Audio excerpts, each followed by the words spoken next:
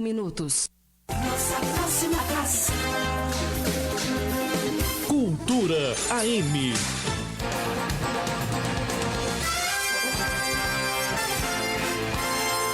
Farmácia São Carlos 1 e 2 oferecem a seguir Encontro com a Imprensa.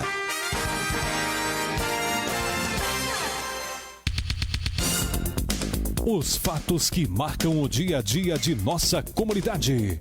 No ar, Encontro com a Imprensa. Muito bom dia, ouvintes da Rádio Cultura.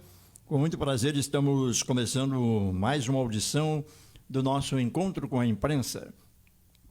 Encontro com a Imprensa que conta com o patrocínio das farmácias São João 1 e 2. E neste horário, você nos acompanha através do Facebook, também através do YouTube, do Instagram e do TikTok. E o nosso convidado está aqui conosco, um prazer muito grande recebê-lo nesta manhã, o senhor Marcelo Rome Maron, ele que é vereador pelo partido o PTB, e vem conversar com a gente em assuntos de interesse da comunidade aqui canguçuense. Muito obrigado pela sua presença. Um bom dia, boas-vindas. Bom dia, Mauro, bom dia, Fonsequinha, bom dia a toda a equipe aqui da Rádio Cultura e aos ouvintes que estão nos acompanhando. É uma satisfação estar aqui presente novamente, poder falar um pouco com a nossa comunidade. E um assunto muito interessante e que debatido muito, em todas as rodas de conversa, e um assunto que tem um interesse muito grande, principalmente para aqueles produtores, que esperam sempre uma melhora no que fazem. E nós sabemos que o nosso município, Canguçu, é um dos líderes na plantação do tabaco. E nós temos aí uma grande convenção e tivemos uma audiência pública. E gostaríamos que o vereador Marcelo nos falasse como foi essa audiência e como está sendo conduzido todo esse processo aí para proteger os nossos amigos agricultores, que tanto trabalham, e Canguçu desponta entre os municípios de maior produção de fumo no Brasil. Olha, Mauro, na realidade é o seguinte, a gente tem que abrir essa conversa primeiro dizendo o que Canguçu representa, porque Sim. Eu, como vereador do município de Canguçu, tenho que defender o interesse do nosso município, e Canguçu é o maior produtor de tabaco do Brasil, e já vem sendo isso já há alguns anos. E se não era o maior, era o segundo maior produtor, com mais de 5 mil produtores, é o maior minifúndio da América Latina e tem uma relevância muito grande para a nossa economia, visto que a produção de tabaco ela é pulverizada, é mais concentrada no pequeno produtor. Ele não é uma coisa de larga escala, é voltado para o pequeno mesmo. Então ele consegue tirar o seu sustento justamente em cima de uma pequena área de terra. Então a gente está peleando, lutando justamente nesse sentido, pela manutenção da produção de tabaco no Brasil. E a gente sabe que a CONIC ela foi criada lá em 2002, 2003, lá no governo Lula 1, como se diz hoje nos meios de comunicação, se fala Lula 1, 2 e 3, e foi criado lá a CONIC em 2002, 2003, para debater questões voltadas ao controle do tabagismo, do consumo do cigarro. Inicialmente seria esse o tema. E foi se avançando, participando das COPs que tiveram. Agora vai ser a COP 10 já, nós vamos ter a 10ª COP agora das partes, que visa tratar a respeito do tabagismo. Mas hoje já se voltou muito em cima da questão do plantio do tabaco. E aí a gente fica muito assustado porque quando se fala em controlar o consumo, tudo bem, foram feitas tantas restrições e tudo veio das COPs que já aconteceram anteriormente. A questão de fumar em local fechado, não pode, Mauro? Debaixo de marquise, enfim, foram colocando restrições em cima da questão do consumo. Beleza, para nós não tem problema nenhum. A gente não é contra isso. Mas o mercado internacional ele existe e o Brasil é o maior exportador mundial de tabaco. Isso já consolidado há vários anos, já praticamente 30 anos é o maior exportador mundial de tabaco. Então, o que acontece? Mais de 90% é exportado e se bate tanto em cima desse plantio. E a gente não pode aceitar que fique voltado hoje. Inclusive, o Ministério da Saúde lançou uma campanha dizendo que o tabaco desmata e ocupa a área de terra para plantio de alimento. Quando isso é uma mentira, porque o produtor de tabaco, ele mesmo, ele planta para sua subsistência e ele também planta alimento também. Na grande maioria é raro alguém não plantar um alimento. Então isso é uma inverdade. E a propriedade de tabaco é onde tem maior conservação de mata nativa. Então a gente tem que restabelecer a verdade. Eu acho que foram infelizes naquela publicidade que foi feita ali, e ainda coloca um prato com cigarro e cinza dentro, dizendo que o que a gente precisa é de alimento e não de cigarro. Tudo bem, a gente não precisa de cigarro, mas o plantio, ele dá a possibilidade das pessoas terem uma questão social, poder alimentar seus filhos, poder pagar a faculdade de seus filhos. Então, tem uma questão toda inserida por trás disso. A gente também tem que ressaltar aqui a qualidade que existe em cima da questão de quem produz tabaco. As empresas não recebem o tabaco de quem desmata, não recebe o tabaco se a criança ou filho do produtor não está matriculado na escola, e tem que ter frequência acima de 70%. Se não tiver frequência, a empresa também não compra. É um setor que atende toda e qualquer legislação, e isso falado pelo representante, se não me falha a memória, do Ministério da Agricultura ou do Ministério do Desenvolvimento Regional, quando a gente participou de uma audiência pública lá em Brasília.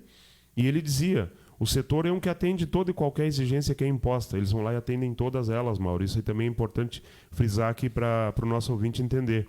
Ô Marcelo, frisando assim, o produtor está bem protegido porque tem essas pessoas que fazem esse trabalho. Mas eu digo assim, o Ministério da Saúde talvez esteja falhando no marketing. Pessoas que não conhecem teriam que vir a Canguçu, nessas regiões produtoras, municípios produtores, e ver como é feito esse trabalho, né? Não entrar na televisão, no rádio, na mídia, com a propaganda falsa, né? Realmente, é isso que a gente quer mostrar para todos eles. E lá na audiência pública, inclusive tinha um deputado que me chamou a atenção lá de Brasília. Ele disse, olha, eu sou professor universitário, mas aqui eu estou hoje para aprender, porque eu não conheço nada da cultura de pois é. Então, a importância hoje que tem é mostrar para eles a relevância que tem o setor fumageiro num todo, né, a produção de tabaco, o que isso representa realmente, porque as pessoas desconhecem. E muitas vezes a gente acha disso, mas é aqui de Pelotas. Outro dia eu conversava com o pessoal de Pelotas ali que também não conhece, são mais da cidade, ali não tem o convívio rural, e eu explicando, e se tem a percepção de que tem mão de obra infantil, o que é uma mentira, porque isso é erradicado no setor fumageiro, não tem mão de obra infantil. A questão dos defensivos também se fala, porque o fumo vai muito veneno. É uma das culturas, é uma das atividades agrícolas que menos usa agrotóxicos. Pode fazer o comparativo com qualquer atividade agrícola, que é um dos que menos usa agrotóxicos. Então, além disso, é pioneira na questão da logística reversa das embalagens vazias.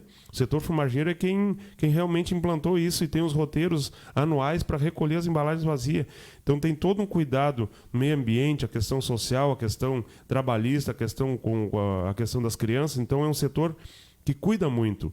E os produtores que estão me escutando sabem disso, porque o orientador chega lá na casa do produtor e diz, olha, tu tem que atender isso, teus filhos não podem trabalhar, enquanto eles forem menores têm que estudar. Então a gente não pode aceitar esse tipo de coisa. Eles vão lá e cobram, tu não pode usar lenha de mata nativa. Se tu usar lenha de mata nativa e eu enxergar, eu vou rescindir o contrato contigo. Então tem toda essa questão que tem que cuidar muito. E então é um setor muito visado, mal visto, mal falado, mas o pessoal fala sem ter conhecimento de causa. E é o que a gente busca hoje, clarear isso. E foi muito feliz o prefeito Vinícius também, tendo uma agenda. Hoje ele é o presidente da Amplo Tabaco, representando o setor fumageiro num todo, no caso.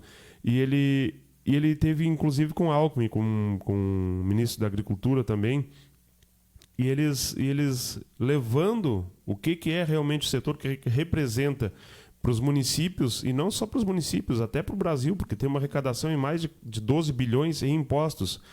E eles se mostraram que realmente é de interesse do governo manter a cultura do tabaco. Eles se mostraram solidários e entenderam que é necessário, e eles não conheciam também, não tinha noção, não sabia a expressão que tinha dentro dos municípios. Canguçu mesmo, mais de 60% do ICMS que retorna para o município é advindo da cultura do tabaco. Então, imagina isso deixar de circular aqui no nosso município, sem contar o grande número de produtores que tem que movimentam o nosso comércio local.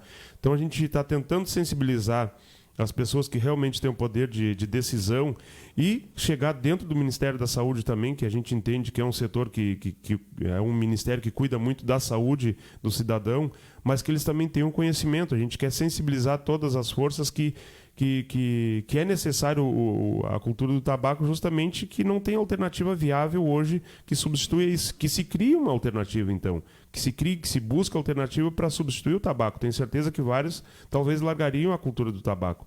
Então é isso que a gente busca, sensibilizar o governo federal no sentido de que é importante a manutenção da cultura do tabaco. E a gente sabe que no governo passado a CONIC estava adormecida, então logo esse governo assumiu, ele reativou a CONIC e faz parte da CONIC só quem não entende nada, Mauro, isso que a gente lamenta. São ONGs que são contrárias, mas não tem nenhuma percepção, nenhum envolvimento com o setor e não buscam saber, simplesmente batem contra e não querem nem saber. Então, essa é a nossa preocupação, Mal. Pois é, e uma das coisas também, né, que eu vejo, né, as fumageiras, as empresas, né, elas lidam muito com a área social, ajudam muitas pessoas, né, fora de visar o lucro, claro que elas têm que ter, né, mas participando de núcleos sociais, né? Sim, aqui em Canguçu mesmo é um exemplo, né? A gente tem já várias turmas formadas aqui do programa Crescer Legal, o Instituto Crescer Legal também, que promove ações justamente nesse sentido, de ter uma percepção da importância da preservação da vida, da manutenção de manter o homem no campo também.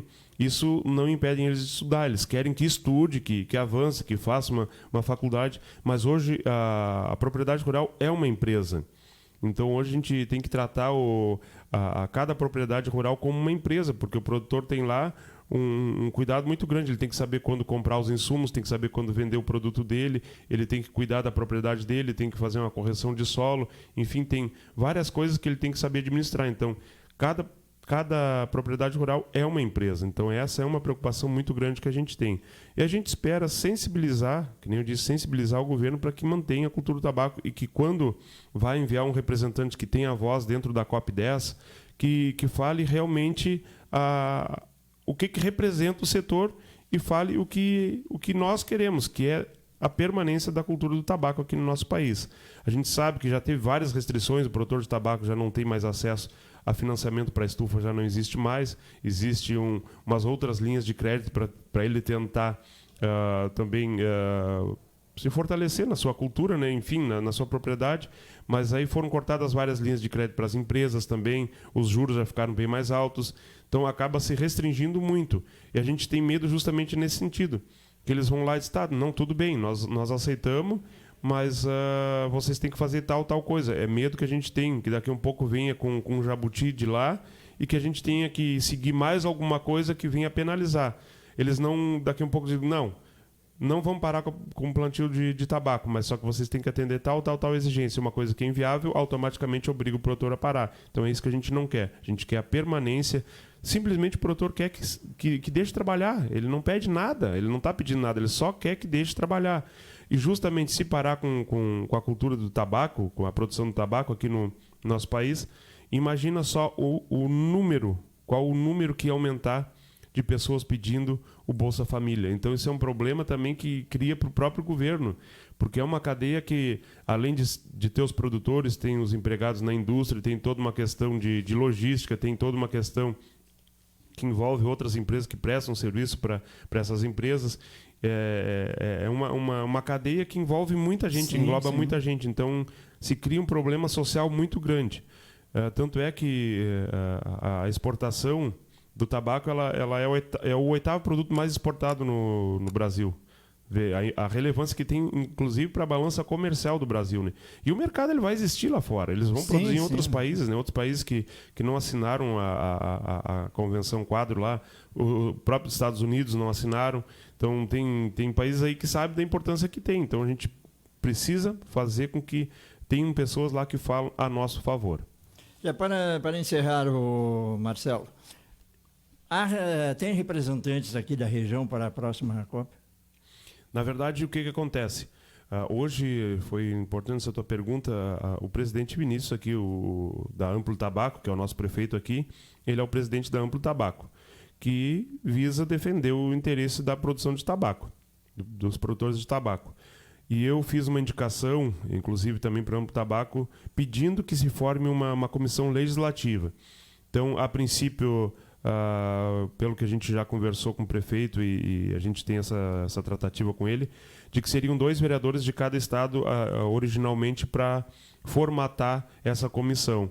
E eu já me coloquei à disposição, a princípio serei eu um dos integrantes e como sendo um dos maiores produtores de tabaco do Brasil, o município de Canguçu, nada mais justo ter um integrante, e o outro representante de Santa Cruz, que a princípio seria o vereador Rodrigo Rabuski, lá de Santa Cruz, que integraria essa comissão legislativa e mais 2 de Santa Catarina e 2 do Paraná. Depois vai se difundindo essa ideia também para fortalecer esse movimento. E aí, dentro disso, a gente tem que trabalhar na possibilidade de representação, de representatividade na COP10 lá no Panamá, que vai ocorrer, se eu não me engano, em novembro ou final de outubro, por essa data ali. Então a gente tem trabalhado muito nesse sentido de fortalecer esse movimento. Então a gente espera ter uma representatividade não só no Panamá, mas aqui dentro do nosso país aqui, para que não adormeça esse movimento, porque a qualquer momento pode vir alguma imposição do governo federal e restringir mais alguma coisa. Então a gente espera que ocorra dentro de uma normalidade e as pessoas possam simplesmente entender o que isso representa para todo o nosso país. Coisa boa. Tomara que aconteça, né? Você seja um dos nossos representantes aqui, que a gente vai ficar muito feliz saber que tem pessoas aí dedicadas e estão lutando para que tudo aconteça da melhor forma. Queremos te agradecer pela tua participação no nosso programa de hoje e sabe que sempre os nossos microfones estão à disposição dos amigos. Perfeito, obrigado, Mauro, pelo espaço aqui, obrigado à Rádio Cultura e tenham todos um bom dia. E me coloco à disposição, quando julgar necessário, estamos à disposição aqui. Bom dia a todos. Bom dia.